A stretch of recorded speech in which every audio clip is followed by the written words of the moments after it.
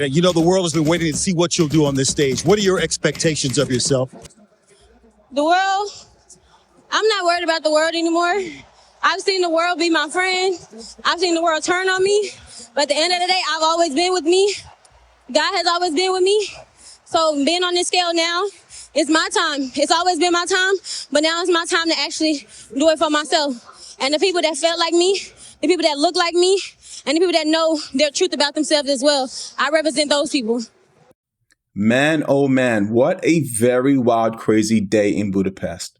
Sha'Kerri Richardson is definitely something else in terms of transformation this year. I do want to spend my attention highlighting mostly US athletes that came out of day 2, and I'll talk about Richardson along the way. Let's kick off with the women's field events. For the discus, you have Valerie Allman, who is still the American record holder, and Lau-lau-ga, Tau-saga, qualifying towards the final. 8 of the top 10 throws. Long jump final, you had Davis-Woodhall coming in second, and Jasmine Moore having a rough day and placing 10th overall. But zooming out, Moore has had an excellent season and terrific past. I mean, let's pull up the resume really quickly. We're talking about 3-time NCAA champion and 4-time NCAA indoor champion. Now, how am I just going to skip over the high jump? Well, let's talk about the men going past the qualification round and into the final with Harrison and McEwen. For the hammer throw men's final, Daniel Haugh and Rudy Winkler had enough to place top 8, but not top 3, as Canada, Poland, and Hungary took those spots.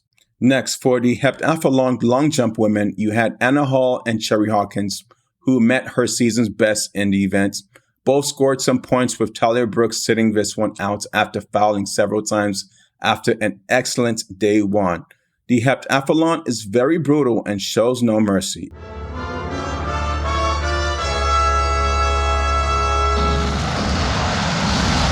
It would have been great to see all of these ladies finish first, second, and third.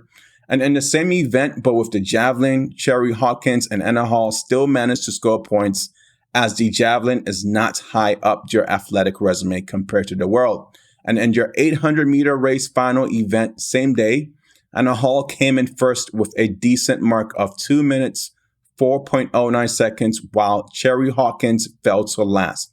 Honestly, I would be exhausted at this point. How about you guys? Good, because my speed is lagging. Running on empty, Alfred. You hear that? That's my stomach. In terms of current standings, as these events are over for the ladies, Anouk took silver and Chari Hawkins fell to 8th place, which is still a pretty nice spot. Katarina Johnson-Thompson, let's just call her KJT for short, of Great Britain, finished first place, and Anouk of Netherlands finished third. Anna at least is up there with Jackie Joyner-Kersee in terms of medal count in this event, which is a great accomplishment right here, right now. Also, KJT is really looking good, showcasing a lot of excellence for Great Britain at the moment. She is now 2-time world champion after this victory. But I cannot leave out the lovely people of Netherlands, as they are quite a dynamic group of athletes who are able to enter 3 of your athletes into this crazy competition as well. If you want to know who in Europe takes track and field seriously, well, they would be one. But I want you guys to pause right here and tell me what other country outside of the UK and Netherlands you enjoy watching the most. Germany, maybe? Irgendwie ist das, glaube ich, der, ich sag mal, schlecht gelaunteste deutsche Meistertitel. But the most anticipated race of the day next to the 400 meters, well, Sha'Kerri Richardson stole the show, running a very relaxed time of 10:92. Brittany Brown finished 4th overall, and Tamari Davis finished 9th overall. All 3 advanced to the semifinals. Now, this competition is stacked, as you have some excellent talent with Ewa Swoboda running a 10:98, which does not often happen. Julien Alfred, fresh out of Texas, in the house. Shelly-ANN Fraser-Pryce, who was last year's champion. Then you have Daryll and Dina Asher-Smith of Great Britain, followed by Sharika Jackson of Jamaica, Munjinga Kambunji of Switzerland, and Mary Jose Talu, who decided to walk this heat instead and still qualify. It's any given Sunday here. So the people that you think might be strong favorites at finals, well, we will just have to see in the next few hours. And with the 100-meter men's final over, well, this is an event where you don't have any time to sneeze.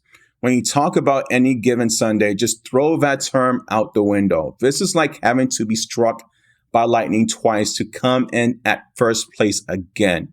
Here, 2 men ran under a 9:90 with Seville just doing it the other day. Noah Lyles, however, took home gold, followed by Christian Coleman at silver and Oblique Seville of Jamaica. Fred Kerley, former champ last year, finished a spot away from the final. Kerley, what can I say? Still a great, awesome athlete, but with this sport, you're going to have days like this where you are fighting over hundredths of a second. Sounds absolutely crazy to you? Yes. Well, I know. And for the 110-meter hurdles men, we have Grant Holloway, world champion last year, Daniel Roberts and Freddie Crittenden and Cordell Tench, all advancing to the semifinals. And the spread is fairly distributed here between athletes. If you think Grant cannot make another repeat as last year, well, I am not standing against your bet. So you will probably lose, but let me know your thoughts anyway. Now, we did kick off the men's 400 meters with Quincy Hall and Vernon Norwood running a 44.86 and 44.87 respectively, advancing to the semifinal. What the U.S. is strong on is the 100 meters. We have a lot of depth and tremendous talent. But where there is still a void is in the 400 meters, which means that there are opportunities. So I think we will soon start to see some 100-meter runners transition to 400-meter runners in the next few years. It would be a tough transition, kind of the opposite with Fred Kerley, but I see so many opportunities still in this space. But add a jump into this race and talk about the hurdles. We had Ray Benjamin, CJ Allen, and Trevor Bassett all advancing to the finals. And now, always saving the best for last is my distance runners. The 1,500-meter women never disappoint. Nikki Hiltz had a strong time, but it was not enough as she was in the fastest heat, so not going to the finals. But Corey Ann McGee made it alive and was able to advance. So let's wish McGee the best of luck here. And in the men's race, both Yared Nuguse and Cole Hawker both advanced to the final, with Yared having a stronger time up to 2. Yared had a rough 2022, but this year he is back stronger than ever and having his best year. And last but not least, the best race for last, but definitely the hardest, we have the 10,000-meter men's final. Absolutely crazy with Uganda, Kenya, and Ethiopia taking first, second, and third spot. American William Kincaid finished 11th overall, and Joe Klecker finished 20th overall. But let me know what really stuck out as far as your most interesting day 2 event. A lot of crazy things happened, but I was impressed by the quality of the footage from NBC and also your time in the Heptathlon as well. I am kind of worried about Britton Wilson, so hopefully she's okay. I'm going to cover her in a different video along with the women's 400-meter race that took place in day 2, so watch out for that video. I'll have a clip of that segment in the description of the Heptathlon as well in case you guys are interested in viewing. I thought it was great that NBC took the time to capture parts of that event. And now we will turn to comment stream.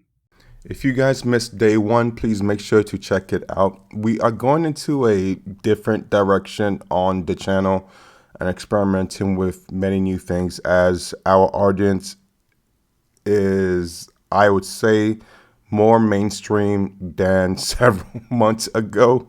So I'm trying to figure out what your interests are as far as imagery is concerned. So it will be an interesting study. Regardless, we did make a mistake in day 1 video from All in a Game. He points out a correction. So Ryan Willie, not Justin Robinson, was swapped out for bowling. I don't know how I missed that. I think what happened was that I make these videos so late and I just overglanced that, but that was crazy. His 45.13 third leg split was the 6th fastest of all in the third legs, as 5 other splits, 44.05 to 44.96. So Alexis Holmes' 48.82 split was so crucial. Shades of Kendall Ellis walking down Purdue and Oregon. Yeah, interesting. Tough night for Netherlands with Femke and Stefan. Good to see KJT. Yeah, KJT, wow, what a impressive day she had. Good competition for Anna Haugh. Track for all mention, Alexis Holmes should be considered for the 4x400 meter relay final. I agree. I don't think we should be surprised if she is not in there. I think they're going to definitely put her in there because it just makes perfect sense. So yeah, I 100% agree with you. And Holmes really held up with Femke Ball, which was impressive, as stated by Mr. Thomas. The 4x400 will be very interesting this year, I think. Holmes runs and wins it. That would be 2 gold medals for her. That would be like a very impressive. I had Richardson in the beginning of the video. She has definitely matured and improved this year. There has been a lot of growth and she demonstrates that on the track this season. The 100 meters semifinal and final takes place later this morning, so it will be interesting. Please make sure you guys hit the like button and subscribe to the channel. Feel free to post your predictions on any events you find interesting, and we will talk to you soon. Have a great day. Bye. So if you liked this video, then check out the videos right above or visit our short clip playlist. Have a great day.